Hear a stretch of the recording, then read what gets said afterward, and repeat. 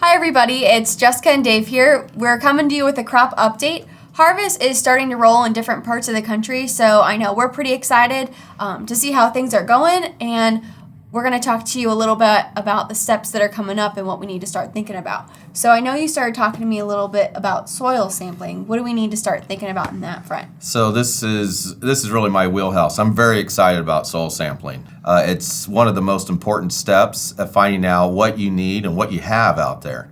And because we're not trying to overfill the bucket and have it spill out into the environment. We're trying to assess what you have and then what you need for next year. Now, soil sampling is very important. We need to get out there this year especially.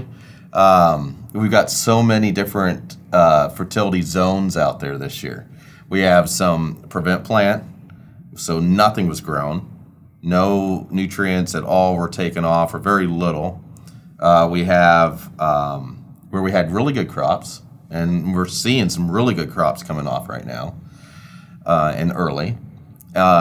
So we have a lot of nutrients coming off those areas. And then we have the kind of marginal ground where maybe it was drowned out, or maybe it was late planted. We're not going to get nearly the crop off of there. So those nutrients are not going to be nearly as depleted.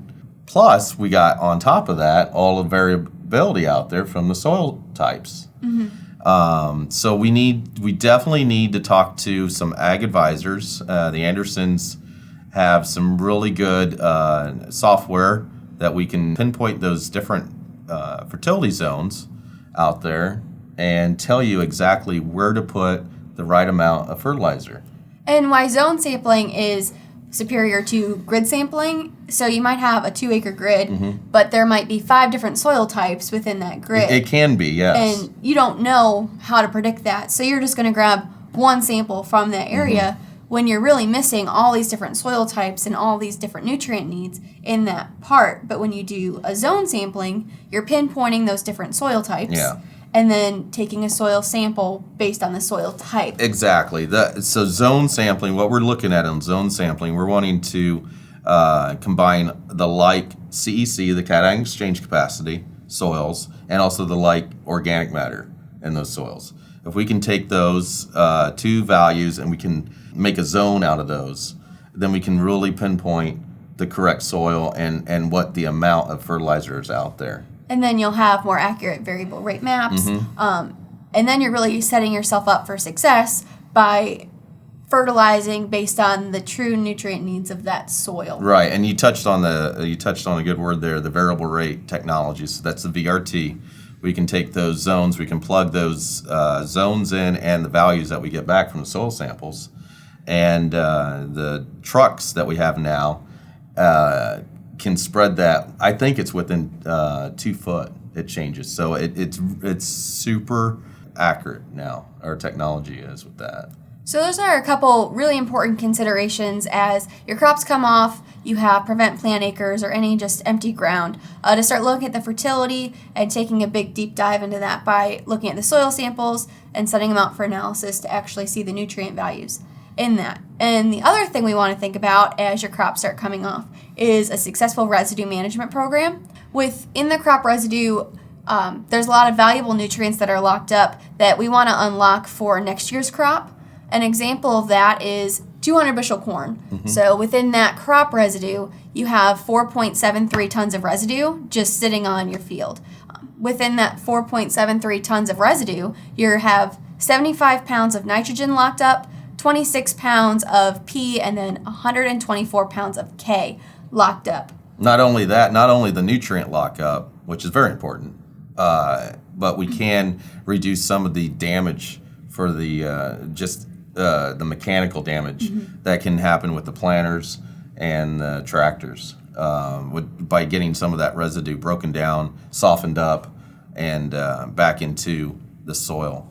And to have a good residue management program, there are really 3 keys you want to think about. So time, weather, and the products you're applying. You want to apply in a timely manner. Mm-hmm. So within 2 weeks of following harvest, your weather, you have to have above about 50 degrees for your residue management to really successfully work. And then your products. So we're recommending Ultramate LQ in with your 28%. Yeah, 1 gallon of Ultramate LQ, and then 3 gallon of 28. And you can piggyback that onto your fall burn down application. Absolutely, yeah. And the Ultramate LQ, that humic, will benefit those microbial populations and start and aid in the residue breakdown. Yeah, so the 28 will not only help the herbicide absorb into the weeds that are out there, it'll also act like a sticker, like a crop oil, and it'll attach to the weeds and make your herbicide better. And speaking about weeds, Jess, we have some major prevent plant acres out there, a lot of acres this year. We're going to have to deal with those weeds somehow, either mechanical or herbicide, and then the fertilizer aspect of it. So these fields probably were not fertilized back in 2018, fall of 2018, because it was too wet, and then it was obviously too wet this spring to get out there. So now we really have to concentrate on fertilizing those fields for the upcoming season. We cannot let our fertility drop down. It's a lot harder to bring the fertility up in soil than to just maintaining it.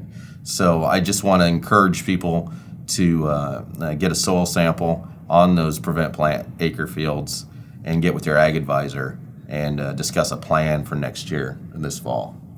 And that's all we have for you today. So thank you all for tuning in. If you have any questions or want more information, visit andersonsplantnutrient.com or reach out to your representative. Thank you.